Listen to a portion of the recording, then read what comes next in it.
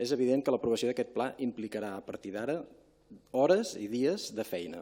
I, de fet, creiem que és bo que així sigui, perquè si no fos així, si no impliqués dies i hores de feina en els serveis municipals, significaria que hauríem aprovat un document d'intencions que no tingués cap utilitat real, i això no és el que volem. Entre altres coses, el comitè que s'ha constituït haurà d'elaborar anualment una memòria on expliqui l'avaluació de riscos que s'ha fet, les propostes de modificació per resoldre'ls, les actuacions de formació, els conflictes d'interès que s'han tractat, els casos de frau o corrupció detectats i denunciats i les actuacions realitzades. L'administració local, com totes les administracions de fet, és susceptible de patir la corrupció i el frau i els conflictes d'interès.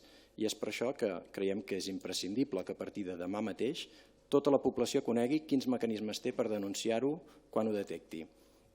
Els volem demanar en aquest sentit que es faci una campanya informativa el més aviat possible i sessions de formació, tant per les persones que treballen a l'Ajuntament com per la població en general.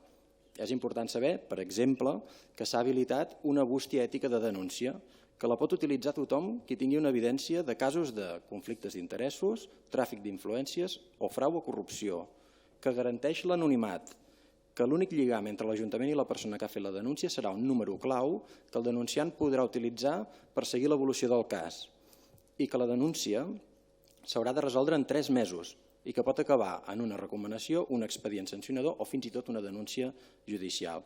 Per tot plegat hi votarem a favor i els demanem que es comencin les accions de difusió i formació el més aviat possible. Merci. Gràcies, senyor Gasullas.